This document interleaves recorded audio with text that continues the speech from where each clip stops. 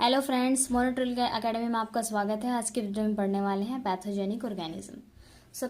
Organic organisms जो होते हैं फ्रेंड्स, जो पैथोजेंस कॉज करते हैं ह्यूमन बॉडी के अंदर। ठीक है, सो पैथोजेंस जो होते हैं वो कौन कौन कॉज करता है फ्रेंड्स? जैसे हमारे बैक्टीरिया हो गए, वायरसेस हो गए, फंगस हो गए। ठीक है, इनके थ्रू क्या होता है, हमारी बॉडी के अंदर या फिर हमारे बॉडी के सरफेस पे इन्फेक्शन कॉज हो सकते हैं। ठीक है, so an infection occur when a micro organisms enter a person body and causes harm. अगर कोई पैथोजन जो है, फॉरेन पार्टिकल है, वो आपकी बॉडी में एंटर करता है और इन्फेक्शन कॉज करता है, that is harmful and that is called pathogenic organisms. ठीक है, so these infection microscopic organisms are known as pathogens and they can multiply quickly. Example of pathogens include bacteria, viruses and fungi. So कुछ जो हमारे ये infectious micro organisms है, ये क्या होते हैं कि ये मल्टीप्लाई होते हैं, बहुत जल्दी मल्टीप्लाई होते हैं और ये पैथोजेंस कॉज करते हैं ह्यूमन बॉडी के अंदर। ठीक है, तो इनके बारे में हम डिस्कस करेंगे। So it can spread in several different ways. बहुत ही तरीकों से ये स्प्रेड आउट हो सकते हैं। सो स्किन कॉन्टैक्ट के through, so the transfer of bodily fluid, body के फ्लूइड के थ्रू भी। सो कांटेक्ट विथ फेसेस के कांटेक्ट में आने से भी ये आप स्प्रेड आउट हो सकते हैं। इंजेस्टिंग कंटामिनेटेड फूड और वाटर, अगर आपने कंटामिनेटेड फूड और वाटर इनहेल कर लिया है तो भी ये स्प्रेड आउट हो सकते हैं। Inhaling airborne particles of droplet जैसे कि हम किसी से बात करते हैं, खांसी वासी होती है, तो जो ड्रॉपलेट होते हैं काफी दूर तक गिरती है, तो वो उसके थ्रू भी स्प्रेड आउट हो सकते हैं। टचिंग और objective that a person carrying the pathogens has also touched. तो क्या होता है कि अगर आपने किसी ऑब्जेक्ट को टच किया है और आप जो पर्सन है वो खुद भी इन्फेक्टेड है और जो उसने ऑब्जेक्ट को टच किया है वो भी क्या होगा, इन्फेक्टेड हो जाएगा, तो अदर हेल्दी पर्सन उसको टच करेगा तो वो भी इन्फेक्टेड हो सकता है। So the common cold is a type of viral infection. Viral infection का एक कॉमन टाइप है हमारा कोल्ड। ठीक है, how an infection spread and its effect on the human body depend on the type of pathogen. तो एक जो pathogen अगर सपोज कीजिए कि स्प्रेड आउट हो चुका है, ठीक है, तो वो ह्यूमन बॉडी में कितना इन्फेक्शन कॉज करता है, ये डिपेंड करता है कि जो इन्फेक्शन स्प्रेड आउट होगा वो डिपेंड करेगा कि वो जो कितना इन्फेक्टेड है, जो बैक्टीरिया, वायरस, फंगी है, वो कितना इन्फेक्ट पैथोजन कॉज करता है। ठीक है, उसके थ्रू ही क्या होगा, इन्फेक्शन स्प्रेड आउट होगा। जब कोई ऐसा बैक्टीरिया, वायरस होगा जो इन्फेक्शन कॉज नहीं करता या पैथोजन कॉज नहीं करता, तो सामने वाले जो पर्सन है उसको इतना इन्फेक्शन नहीं होगा। ठीक है, इतने पैथोजन कॉज नहीं होंगे। The immune system is an effective barrier against infectious agent. तो जो हमारा इम्यून सिस्टम है एक इफेक्टिव बैरियर का काम करता है इन्फेक्शियस एजेंट के थ्रू। ठीक है, तो क्या होता है, अगेंस्ट द इन्फेक्शियस एजेंट। तो हमारी जो ह्यूमन बॉडी होती है उसके अंदर जो इम्यून सिस्टम है, इम्यून सिस्टम हमारा एक जो हम कह सकते हैं कि बैरियर का काम करता है। क्या करता है, इन्फेक्शियस जो एजेंट होते हैं वो हमारी बॉडी में एंटर नहीं करने देते, जिसको हम फॉरेन पार्टिकल्स भी कहते हैं। और जो हमारा इम्यून सिस्टम है जिसके अंदर व्हाइट ब्लड सेल्स हैं, वो क्या करते हैं, फाइट करते हैं। ठीक है, अगर हमारा इम्यून सिस्टम स्ट्रांग नहीं है तो कोई भी डिजीज बहुत ही जल्दी या कोई भी पैथोजन कॉज हो सकता है हमारी बॉडी के अंदर। सो however pathogens may sometimes overwhelm and the immune system ability to fight them off। तो क्या होता है कि ये क्या करता है, पैथोजन से क्या करता है, फाइट करता है। कभी कभी हमारा इम्यून सिस्टम की एबिलिटी कम होती है तो वो उससे फाइट नहीं कर पाता।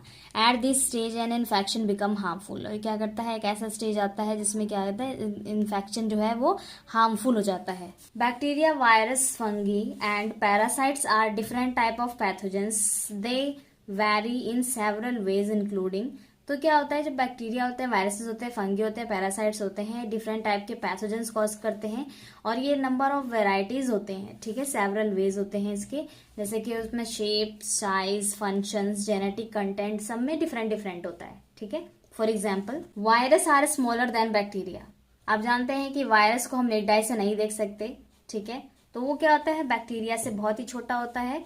सो they enter a host and take over cell and where as bacteria can survive without a host. जो बैक्टीरिया है विदाउट होस्ट के सर्वाइव करता है और जो वायरस है वो विद होस्ट के साथ सर्वाइव करता है। सो treatment will depend on the causes of infection. तो ट्रीटमेंट है वो डिपेंड करेगा किस तरीके का कॉजेज हुआ है वो बॉडी के अंदर। तो फर्स्ट है हमारा वायरल इन्फेक्शन के बारे में। So viral infection occur due to infection with a virus. So viruses contain a small piece of genetic code and a code of protein is lipid so molecular protein them. So viruses क्या contain करता है, genetic code contain करता है, और वो क्या होता है, और जेनेटिक कोड प्रोटीन्स और लिपिड कंटेन करता है, ठीक है, जो क्या करता है उसको प्रोटेक्ट करके रखता है। Viruses involve a host and attach themselves to a cell, so as they enter the cell they release their genetic material. So क्या होता है फ्रेंड्स, जो वायरसेस होते हैं वो क्या करते हैं, होस्ट के सेल्स पर जाकर अटैच हो जाते हैं और वहाँ पर क्या होता है, अपना जेनेटिक मटेरियल रिलीज करते हैं, ठीक है। So this material forces the cell to replicate the virus and the virus multiplies. तो ये क्या करते हैं, सेल्स को फोर्स करते हैं वो उससे रेप्लिकेट करने के लिए, और जब वो रेप्लिकेट करते हैं तो वायरस क्या होते हैं, मल्टीप्लाई होने स्टार्ट हो जाते हैं, ठीक है। So when this cell dies it releases new viruses which infect new cells. So जब सेल्स होंगी वो क्या होंगी, डाई होती हैं, तो ये क्या करती हैं, ये रिलीज करती हैं न्यू वायरस, जो क्या करती है, नए सेल्स को इन्फेक्ट करती है। Not all viruses destroy their host cells however. So सारे वायरसेस जो है वो होस्ट सेल को डिस्ट्रॉय नहीं करते। Some of them change the function of the cell. कुछ क्या करते हैं, सेल्स के फंक्शन को चेंज कर देते हैं। हमारी बॉडी में जो सेल वर्क कर रही है, जो उसका काम है, उसके क्या करती है, उसका वो वर्क रोक कर क्या करती है, वो उसको चेंज कर देती है, उसका फंक्शन चेंज कर देती है। So some viruses such as human papilloma virus, जिसको हम HPV शॉर्ट फॉर्म में कहते हैं, can lead to cancer by forcing cell to replicate in an uncontrolled way. अब क्या होता है, कैंसर आप जानते हो फ्रेंड्स, कैंसर में क्या होता है, कैंसर में क्या होता है कि जो सेल्स होती है, इमेच्योर सेल्स इरेगुलर फॉर्म में प्रोड्यूस होती रहती है, ठीक है। तो अब इसमें क्या है, जो ह्यूमन पैपिलोमा वायरस होता है, इसमें क्या होता है, जो कैंसर फॉर्मिंग सेल्स है वो कंटिन्यूअसली रेप्लिकेट करती रहती है, जिसकी वजह से क्या होता है कि उसका अमाउंट इतना ज्यादा हो जाता है बॉडी के अंदर कि वो कैंसर कॉज कर देता है, ठीक है। So a virus can also target certain age group such as infants और यंग चिल्ड्रन। तो बेसिकली क्या होता है, जो वायरस होते हैं वो किसको टारगेट करेंगे फ्रेंड्स, इन्फेंट्स को करेंगे और यंग चिल्ड्रन को करेंगे, क्योंकि क्या होता है कि उनका जो इम्यून सिस्टम होता है वो उस टाइम इतना स्ट्रांग नहीं होता, ठीक है। तो अगर उनको कोई डिजीज भी होनी हो या कोई वायरस हो तो वायरस उनको बहुत जल्दी इफेक्ट करना शुरू कर देता है। So viral infection includes the common cold which mainly occurs due to rhinovirus, corona virus, adenovirus.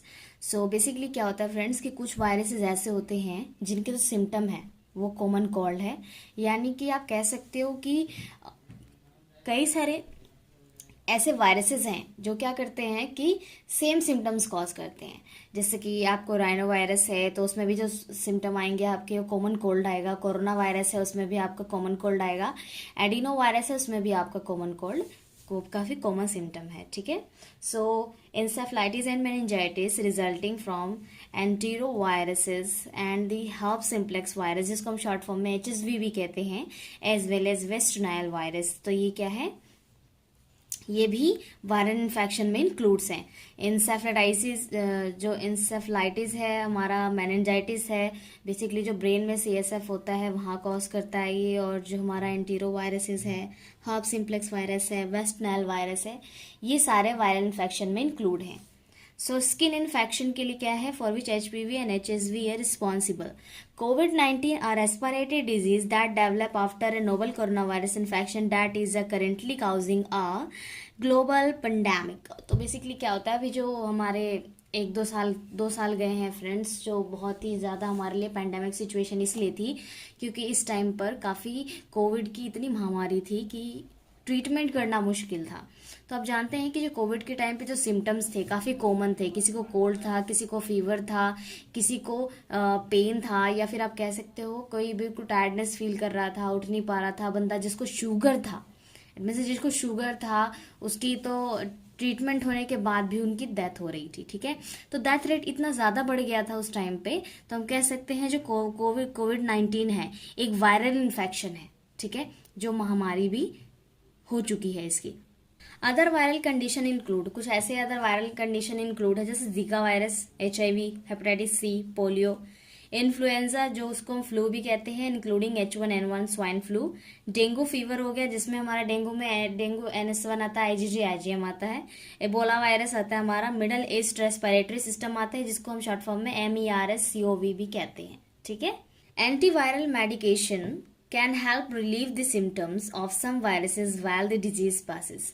तो क्या होता है कि कई बार क्या होता है जो डिजीज पास आउट होता है 1% टू अनदर पर्सन, तो कई सारे एंटीवायरल मेडिसिन आती हैं, ठीक है, जो क्या करता है सिम्टम्स को रिलीव कर देता है। जो आपको सिम्टम्स नजर आ रहे हैं, दिख रहे हैं, आपको कोल्ड है, फीवर है, नोजिया हो रहा है, वोमिटिंग हो रही है, तो उसके लिए ना मेडिकेशंस देते हैं, ठीक है, ताकि उससे आपको रिलीफ हो जाए। So antibiotic are not effective against viruses. तो वो जो एंटीबायोटिक्स आपको दी जा रही हैं वो वायरसेस को खत्म करने के लिए नहीं दी जा रही हैं, वो सिम्टम्स को कंट्रोल करने के लिए दी जा रही हैं, ठीक है। So these drugs will not stop the viruses and their uses increase the risk of antibiotic resistance. So जो ड्रग है वो वायरसेस को स्टॉप नहीं कर सकते, पर ये एंटीबायोटिक रेसिस्टेंस जो है वो रिस्क इंक्रीज जरूर कर देते हैं, क्योंकि काफी ज्यादा एंटीबायोटिक्स लेने के आपकी बॉडी में हार्म भी हो सकता है और आपका इम्यून सिस्टम वीक हो सकता है, जिसकी वजह से आपकी डिजीज और भी ज्यादा बढ़ सकती है। Bacterial infection. सो फ्रेंड्स अभी तक हमने पढ़ा वायरल इन्फेक्शन, अब हम पढ़ेंगे bacterial infection. So bacteria are single celled microorganisms also known as prokaryotes. So basically prokaryotes होते हैं, सिंगल सेल माइक्रोऑर्गेनिजम्स होते हैं। So bacteria take 3 main shapes. So spherical rod shape हो गया, ठीक है, यहाँ पर जो बेसिकली मैं 2 टाइप्स के लिख रखे हैं, स्फेरिकल और रॉड शेप लिख रखा है, तो these are known as cocci और these are known as bacilli, ठीक है। So bacteria can live in almost any type of environment. So from endemic heat to intense cold, and some can even survive in radioactive waste. तो आप जानते हैं कि जो bacteria है वो कहीं भी सर्वाइव कर सकता है, ठीक है, वो कहीं कहीं लाइव जगह पे सर्वाइव कर सकता है, रेडियो एक्टिव जगह पे सर्वाइव कर सकता है, कोल्ड जगह पे सर्वाइव कर सकता है, ह्यूमन बॉडी के अंदर सर्वाइव कर सकता है, ह्यूमन बॉडी के बाहर सर्वाइव कर सकता है, होस्ट जो हमारे अदर चीज़ें हैं, हमारे जो नॉन लिविंग थिंग्स चीज़ें हैं उस पर भी सर्वाइव कर सकता है। तो बैक्टीरिया क्या है कि हर जगह है, हर जगह कहीं ना कहीं सर्वाइव कर सकता है। और ये कई सारे ऐसे बैक्टीरिया होते हैं जो पैथोजेंस होते हैं, नॉन पैथोजेंस होते हैं, ठीक है। There are trillions of the strains of bacteria and few causes disease in humans. So trillions का मतलब मिलियंस के बाद भी ट्राइलियंस आता है, तो वो इतने सारे स्ट्रेन्स जो हैं वो बैक्टीरिया के मौजूद हैं हमारे इस, कह सकते हैं कि हमारे जितने भी जगह है वहाँ पर हमारे इतने ट्राइलियंस स्ट्रेन्स मौजूद हैं बैक्टीरिया के।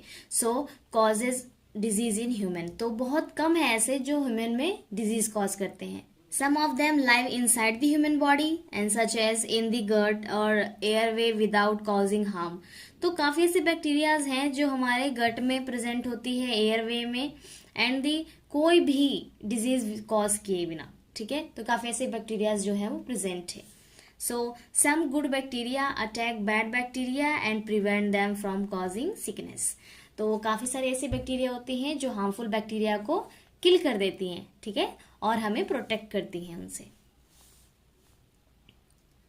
सम example of bacteria infections are, तो काफी सारे ऐसे एग्जाम्पल्स हैं जो बैक्टीरिया से कॉज होते हैं। Bacterial meningitis, pneumonia, tuberculosis, upper respiratory tract infection, although this is usually viral. तो ये अपर रेस्पिरेटरी ट्रैक इन्फेक्शन क्या है, वायरल भी हो सकता है। Gastritis, food poisoning, eye infection, sinusitis again more often viral भी हो सकता है। Urinary tract infection, UTI infection भी बोलते हैं इसको शॉर्ट फॉर्म में। स्किन इन्फेक्शन भी हो सकता है फ्रेंड्स, और सेक्सुअली ट्रांसमिटेड डिजीज जिसको हम शॉर्ट फॉर्म में STI भी कहते हैं। A doctor can treat bacterial infection with antibiotics. However, some strains become resistant and can survive the treatment. तो क्या होता है, काफी ऐसी बैक्टीरियाज होती हैं जो कि ड्रग रेसिस्टेंट होती हैं, ठीक है। तो क्या होता है, जो डॉक्टर्स एंटीबायोटिक्स देते हैं वो सबसे पहले तो ये चेक करते हैं कि आपको कौन सी जो बैक्टीरिया है वो आपको इफेक्ट कर रही है, ठीक है। उसके अगेंस्ट आपको एंटीबायोटिक्स दी जाती है ताकि वो उसको किल कर सके, वरना क्या होगा कि ट्रीटमेंट के बाद भी वो बैक्टीरिया सर्वाइव करते रहेंगे अगर वो रेसिस्टेंट हुए तो। सो फ्रेंड्स, थर्ड है हमारा फंगल इन्फेक्शन। तो अभी तक हमने वायरल इन्फेक्शन, बैक्टीरियल इन्फेक्शन और फंगल इन्फेक्शन, अब हमारा थर्ड है।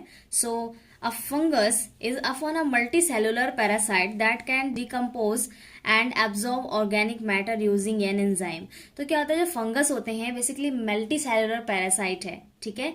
ये डिकम्पोज होते हैं जो ऑर्गेनिक मैटर है उस एंजाइम को यूज करके। तो काफी सारे ऐसे एंजाइम है जो इनके डिकम्पोजिशन में इनकी हेल्प करते हैं।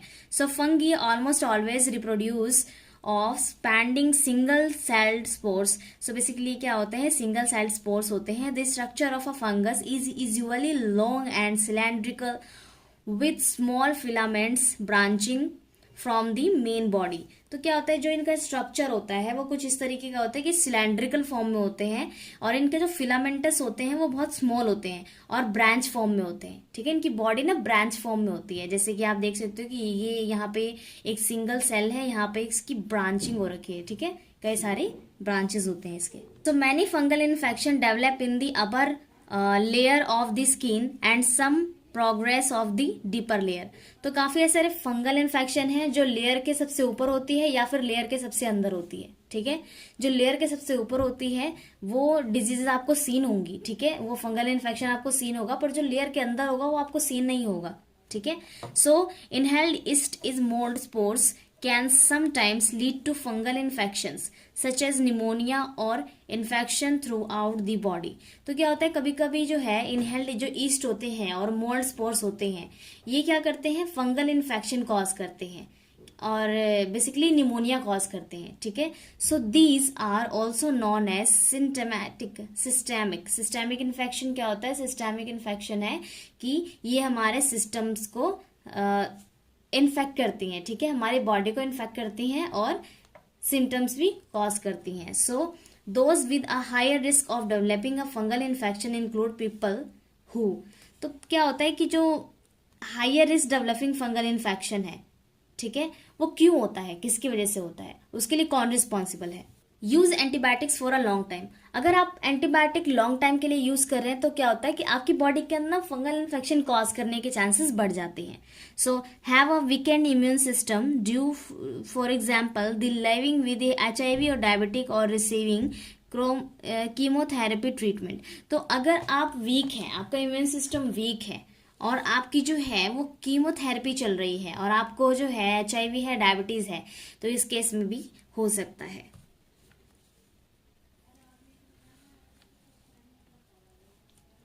फंगल इन्फेक्शन के चांसेस बढ़ सकते हैं। So have undergoes a transplant as they take medications as prevent their body from rejecting the new organ. तो क्या होता है कि हमारे ना एक ट्रांसप्लांट में जो मेडिकेशन चल रही होती है वो क्या करता है, ये प्रिवेंट क्या करता है, रिजेक्शन से प्रिवेंट करता है न्यू ऑर्गन को। अगर कोई न्यू ऑर्गन बॉडी में ट्रांसप्लांट हो रहा है तो उसको कंसीव करने के लिए हमारी बॉडी को बहुत टाइम लगता है, जिसके लिए क्या होता है, काफी सारे टेस्ट किए जाते हैं। एक टेक लेवल टेस्ट होता है। टेक लेवल टेस्ट में क्या है कि पर वीक पर मंथ वो टेस्ट होता है और ये चेक किया जाता है कि आपकी जो बॉडी में ऑर्गन ट्रांसप्लांट हुआ है वो प्रॉपर तरीके से वर्क कर रहा है या नहीं कर रहा है। Explain of fungal infections are. तो हम जब अगला फंगल इन्फेक्शन को एक्सप्लेन करें, सो वैली फीवर और कोकाइडियोमाइकोसिस। सो कोकाइडियोमाइकोसिस ये है हमारा जो हिस्टोप्लाज्मोसिस, कैंडिडियासिस, सम आई इन्फेक्शन। तो ये ना फंगल इन्फेक्शन है, ठीक है। सो अ रैश में indicate a fungal infection of the skin. तो अगर आपकी बॉडी में फ्रेंड्स देखते हो कि आपको ना रैशेज हो जाते हैं तो ये क्या है, एक फंगल इन्फेक्शन का एक सिम्टम है। अ रैश में indicate a fungal infection of the skin, ठीक है। सो कॉजेज क्या है इसके फंगल इन्फेक्शन के, the causes of an infection is which ever type of organisms has enter the body. तो क्या होता है कि ये जो ऑर्गेनिजम्स हैं ये बॉडी के अंदर इन्फेक्शन कॉज करते हैं, ठीक है, एंटर करके। So a specific virus for example will be the cause of a viral infection. तो एक स्पेसिफिक वायरस क्या होता है कि वो वायरल इन्फेक्शन कॉज करता है। So the effect of an infection such as swelling और a running nose occur due to the immune system attempt to get rid of the invading organisms. जो हमारा फ्रेंड्स जो भी वायरल इन्फेक्शन हो रहा है हमें, ठीक है, तो हमारा जो बेसिकली इम्यून सिस्टम है वो रिस्पॉन्सिबल होगा यहाँ पर। अगर हमारा इम्यून सिस्टम स्ट्रॉन्ग है तो वो उससे फाइट करेगा फॉरेन पार्टिकल से और उसको क्या करेगा, किल कर देगा, और हमारी बॉडी को उससे कोई भी इफेक्ट नहीं पड़ेगा। अगर हमारा इम्यून सिस्टम लो है, हमारा इम्यून सिस्टम प्रॉपर तरीके से वर्क नहीं कर रहा है, तो हम उससे फाइट नहीं कर सकते और हमारी बॉडी क्या होता है कि उससे इन्फेक्ट हो जाती है, चाहे वो फंगल इन्फेक्शन हो, वायरल इन्फेक्शन हो या बैक्टीरियल इन्फेक्शन हो। ठीक है। Wound fills with pus, for example when white blood cells rush to the seat of an injury to combat foreign bacteria. तो अब क्या होता है कि हमारा जो वुंड है वो फिल है पस से, क्योंकि क्या होता है जो हमारी व्हाइट ब्लड सेल है वो फॉरेन पार्टिकल से फाइट नहीं कर पा रही है, जो बैक्टीरिया है उससे फाइट नहीं कर पाई है, उसकी वजह से क्या होता है कि वहां पर पस इकट्ठा हो गया है। ठीक है। सो इससे भी क्या होता है कि फंगल इन्फेक्शन होने के चांसेस बढ़ जाते हैं, क्योंकि फ्रेंड्स वहां पर क्या होगा कि एक ऐसा इन्वायरमेंट बन जाएगा वहां पर, जो पस इकट्ठे हो गए हैं वहां पर, जो फंगस है, फंगस क्या करेंगे वहां पर ग्रो करना स्टार्ट कर देंगे, तो इससे भी फंगल इन्फेक्शन हो सकता है हमारी बॉडी के अंदर, वुंड के अंदर। सिम्टम्स क्या क्या होंगे फ्रेंड्स? अगर हम सिम्टम्स की बात करें, so the symptoms of an infection depend on the organisms responsible as well as the site of the infection. तो साइट ऑफ द इन्फेक्शन पे भी डिपेंड करता है कि सिम्टम्स कितने ज्यादा अपीयर हो सकते हैं। अगर आपके इनर बॉडी में है तो लेट होगा, अगर आपके आउटर बॉडी में है तो आपको पता चल जाएगा, ठीक है, कि इन्फेक्शन कहाँ पर हुआ है।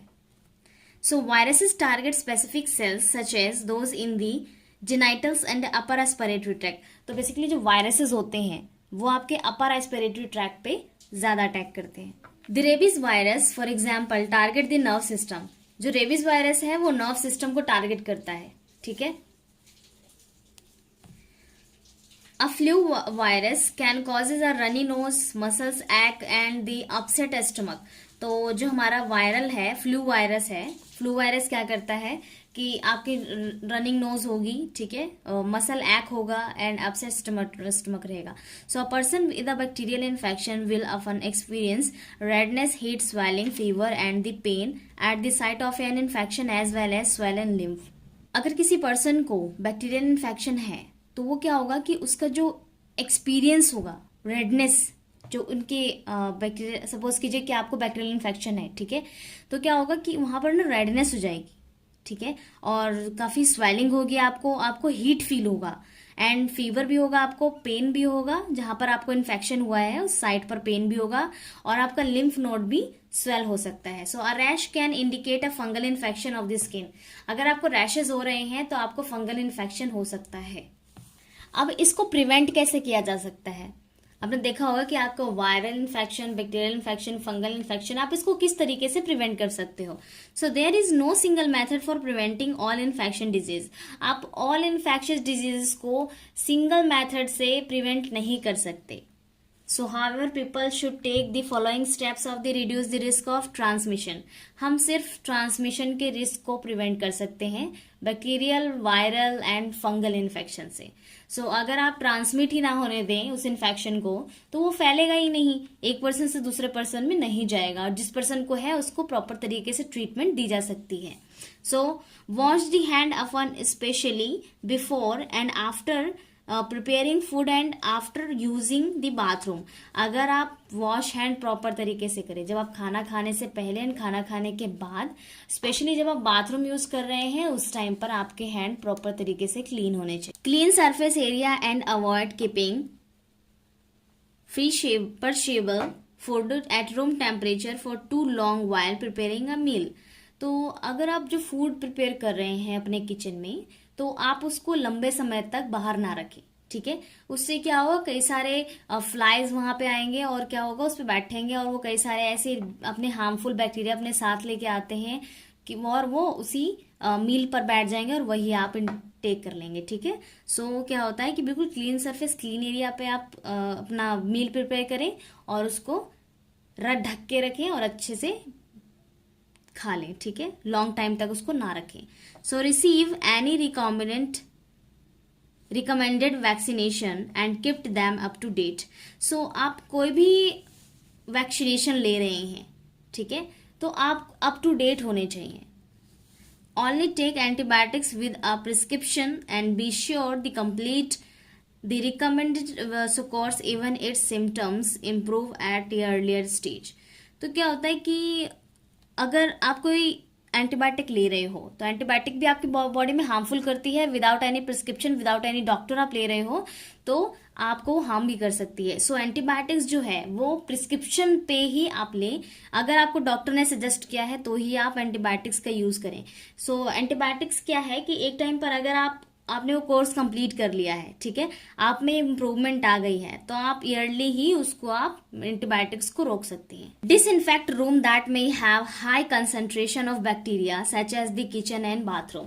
सो किचन एंड बाथरूम को आपको प्रॉपर तरीके से क्लीन करना चाहिए, क्योंकि ये क्या है कि सबसे बैक्टीरियल जो कंसंट्रेशन है, हाई रिस्क पे बैक्टीरियल जो है वहां पर फैल सकते हैं।